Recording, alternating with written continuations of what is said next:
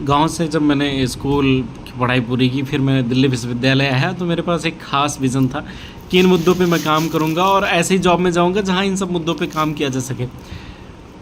फिर उसके बाद दिल्ली विश्वविद्यालय में आया और वहाँ पे ढेर सारी चीज़ों के बारे में पता चला। और पहले तो मेरा विज़न था कि एक तो कई मुद्दों पे मुझे काम करना है, एक तो वीमेन एम्पावरमेंट के बारे में बात करना है, क्लाइमेट चेंज के बारे में बात करना है, ये 2-3 चीज़ें, और ये जाति और ये धर्म के बारे में जो पूरा चीज़ें हैं, ये कैसे सब कुछ मुझे जानना है। दिल्ली विश्वविद्यालय ने पूरा रंगमंच दिया, पूरा जानने का दिया। दिल्ली विश्वविद्यालय का हर एक जगह, हर एक कोना कोना जितना है ना, सिखाने वाला है। वहाँ पे जेंडर फेयर होता है, तो वहाँ पे आपको महिलाओं के ऊपर या अन्य जेंडर्स के ऊपर हो रहे शोषण के बारे में आपको पता चलता है। वहाँ पे क्लाइमेट चेंज के बारे में पता चलता है, वहाँ पे जातिवाद के बारे में पता चलता है, वहाँ संप्रदायवाद के बारे में पता चलता है, वहाँ पे जो कट्टर राष्ट्रवाद के जो दुष्परिणाम होते हैं उसके बारे में पता चलता है। कितना कुछ पता चलता है। पुरुषों के साथ हो रहे भेदभाव के बारे में भी पता चलता है।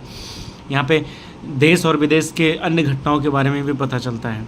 और हाँ, नफ़रत के बारे में भी पता चलता है और मूर्खताओं के बारे में भी पता चलता है। इन सब मुद्दों के बारे में पता चलता है।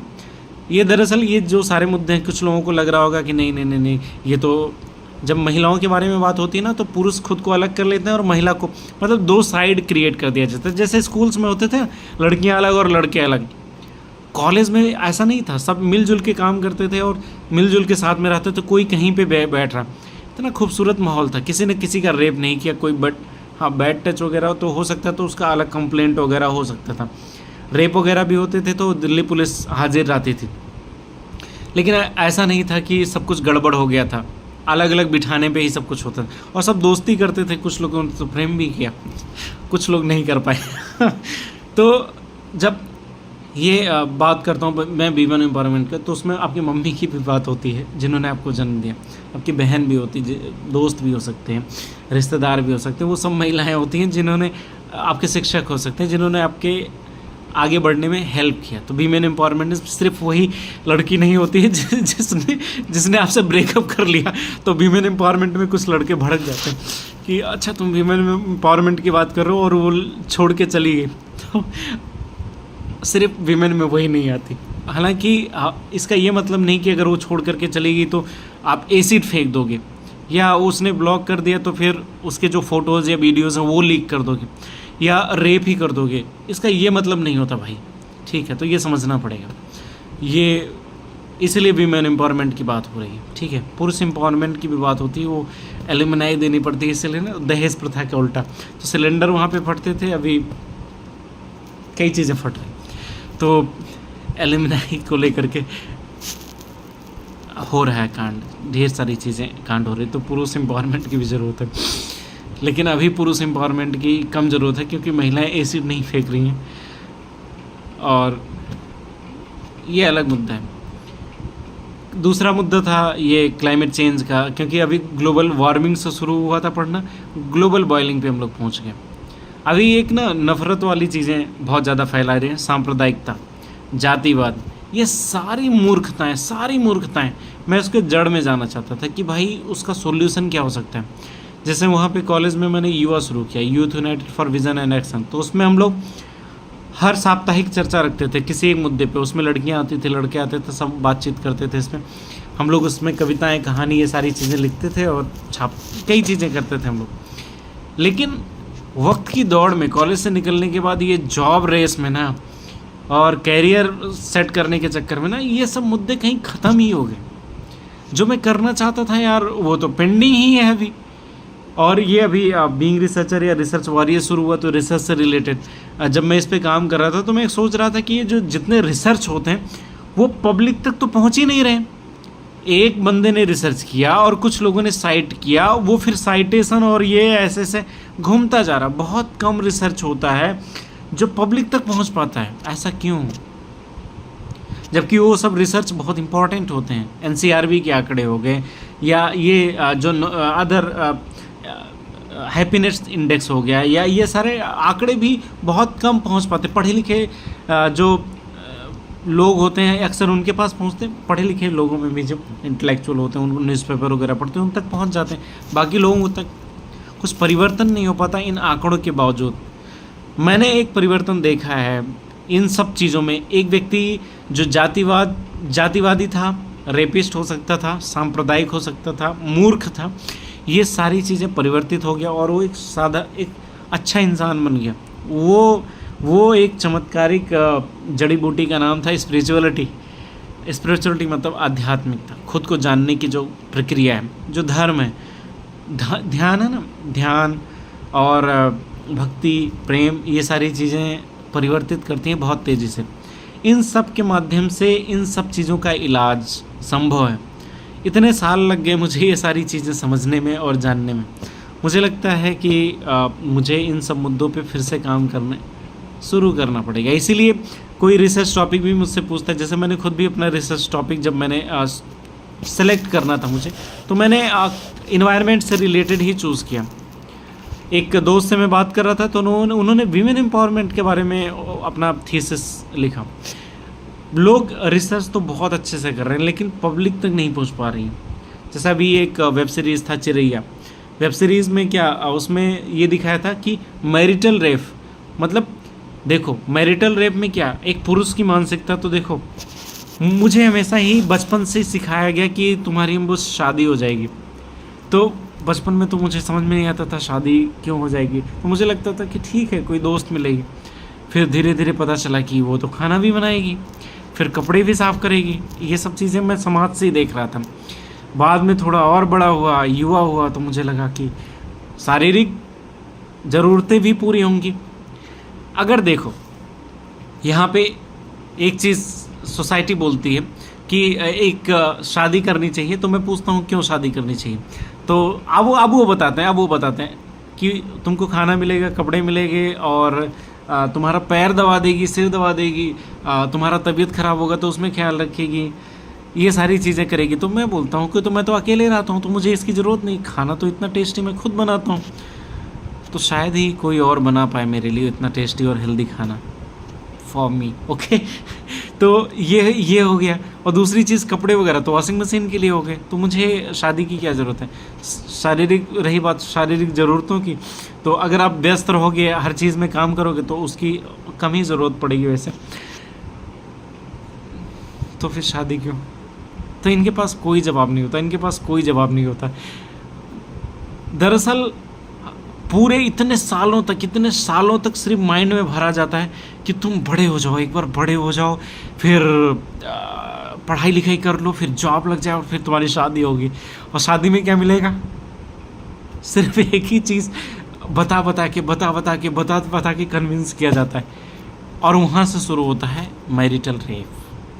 क्योंकि इतने सालों से लगातार वो बताया गया कि यही मिलेगा। एक मोटिवेशन होता है कि जल्दी से मेहनत करके और एक सक्सेसफुल इंसान में जो ढेर सारे पैसे कमा लो, फ्लैट खरीद लो, घर खरीद लो, सिर्फ एक चीज़ मिलेगा। तो उसके बाद फिर अगर एक महिला जब वो आ जाती है शादी करके और उससे बोला जाता है कि उसने बोल दिया कि नहीं, उसने बोले कंसेंट नहीं है मेरा इस चीज़ के लिए, तो वहाँ तो ऐसा तो कुछ हुआ ही नहीं ना भाई, ये तो मामला थोड़ा अलग सा हो गया। इतने सालों से प्रिपेयर किया गया था जिस चीज़ के लिए, वो प्रोजेक्ट तो फेल हो रहा होगा, और वहाँ से शुरू होता मैरिटल रेप। तो वो चिरैया वेब सीरीज़ में काफ़ी अच्छे से दिखाया गया। वो थप्पड़ कांड भी कि महिला है, पत्नी है, तो उसको कूट दो, उसको पीट दो। ये सारे मुद्दे ये दरअसल जितने रेप हो रहे, जितनी सारी चीज़ें घटनाएं घट रही हैं, उसके पीछे कई चीज़ें हैं। ये दरअसल सिर्फ महिलाओं के साथ अत्याचार नहीं है, पुरुष के साथ भी अत्याचार है, क्योंकि उन्हें पता ही नहीं है कि प्रेम कैसे करना है, प्रेम क्या होता है। एक जो टच होता है, एक तो ज़बरदस्ती टच होता है और एक जो प्रेम से टच होता है, उन दोनों में कितना ज़मीन आसमान का अंतर होता है। कुछ लोग वो वीडियोस बना रहे होते हैं ना कि प्रेमी के साथ ये महिला है तो भी वही काम कर रही है और बहुत खुश है, पति के साथ वो महिला है तो बहुत ज़्यादा दुखी है और उसे लगता है कि रेप हो रहा है। सच में वो दोनों बहुत अलग अलग बातें होती हैं। मैं एक कहानी बताऊँ, एक मेरे साथ एक इंसिडेंट हुआ, मैं उसको बताता हूँ। मैं शेविंग कटिंग कराने के लिए पिछली बार गया, तो वो व्यक्ति मस्त बंदा था। उसने बोला कि कैसे हेयर कट वगैरह करना। मैंने बोला कि जो सूट करे मेरे फेस पे ऐसा कट करो। उसने बहुत अच्छे से हेयर कटिंग की और पूरा अच्छे से बताया कि ये देखो ऐसे अच्छा लगेगा, ये वो बहुत मेहनत किया उसने, शेविंग भी की। फिर मैंने बोला कि कितना पे करना है, तो उसने बोला 80 रुपीज़। मैंने बोला कि फिर 80 रुपीज़ तो चार्ज है, लेकिन आप और भी दे सकते हो जितना आपका मन करे। मैंने बोला कि ठीक है 80 मैं पे करता हूँ, बट मैंने उसको 100 रुपये पे कर दिया कि उसने बहुत मेहनत किया था और अच्छे से हेयर कटिंग वगैरह किया। मुझे अच्छा लगा, 20 रुपये एक्स्ट्रा मैंने पे कर दिया। अगली बार वो बंदा नहीं था, जब मैंने शॉप पे गया अगली बार वो बंदा नहीं था, वही दूसरा बंदा था। जब उसने हेयर कटिंग और ट्रिम किया बियर्ड को, मैंने उससे पूछा भाई कितना हुआ, तो उसने बोला पिछली बार कितना दिए थे। मैंने बोला 80 है ना आपका। उसने बोला नहीं 100 है। मैंने बोला नहीं 80 है भाई, वो 20 मैंने एक्स्ट्रा दिए थे। बोले नहीं आपको 100 रुपये करना पड़ेगा। यहाँ से उसने ज़बरदस्ती कर दी।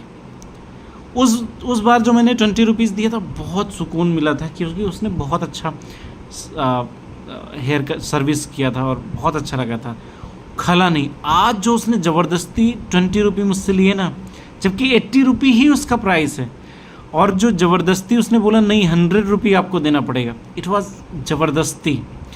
फिर मैंने सोचा इस साले के यहाँ कभी जाएंगे ही नहीं दोबारा। तो ये होता है एक खुशी से 20 रुपीज़ देना और ज़बरदस्ती 20 रुपीज़ छीनना, ये अंतर होता है। मतलब ये वही व्यक्ति समझ सकता है जिसने वो सेंसिटिविटी फील किया हो। अगर आप इनसेंसिटिव पर्सन हो तो आप फील नहीं कर सकते।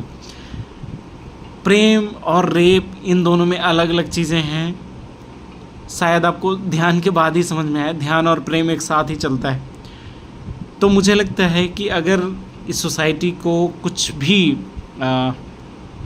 हालांकि वीडियो इतना ज़्यादा लंबा हो जा रहा है, इस 12 मिनट में कोई देखा क्या वीडियो, बताना अगर किसी ने देखा, या मैं जस्ट अपने सुख के लिए बना रहा हूँ ये वीडियो, आई डोंट नो।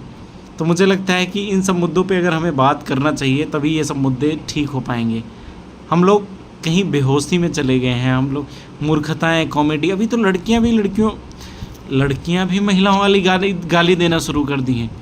माँ बहन की गाली लड़कियाँ देना शुरू कर दी हैं। इसका मतलब समझ रहे हो, पुरुषों ने जो माँ बहन की गाली देनी शुरू की थी, अब जब महिलाएं भी उस माँ बहन की गाली देनी शुरू कर दिया, इसका मतलब वो सक्सेसफुल हो गए, और वो इस लेवल पे सक्सेसफुल हो गए, 100% स्टेब्लिश्ड हो गया वो सारी चीज़ें। यहाँ पे एक तो डम्ब लोग बहुत ही ज़्यादा पैदा होते जा रहे हैं धीरे धीरे, इनका तो कहना ही क्या है। तो इन सब मुद्दों पे बात करने वाले लोग, इन सब चीज़ों पे एक सुधार की प्रक्रिया में आगे बढ़ने वाले लोग, ये बहुत कम है, बहुत कम लोगों, बहुत रेयर ब्रीड है बहुत कम लोग। तो मुझे लगता है कि जब आप रिसर्च में भी हो या अपने जीवन के किसी भी मोड़ पे हो और इन सब मुद्दों पे बात करने का मौका मिले, तो आपको बात करनी चाहिए। आप स्टेटस में कुछ कर रहे हो, आप कहीं सोसाइटी में हो और ऐसा देख रहे हो कि ये जेंडर इनसेंसिटिव चीज़ हैं, तो आपको टोकना चाहिए। कॉमेडी की और अच्छी चीज़ें हो सकती हैं, बट इन सब मुद्दों पे कॉमेडी थोड़ा सा ख़तरनाक है। बस मुझे ये सारी चीज़ें बतानी थी, पता नहीं लोगों को समझ में आया कि नहीं, बट आई होप मेरा ये 2:30 बजे वीडियो बनाना सफल हुआ होगा।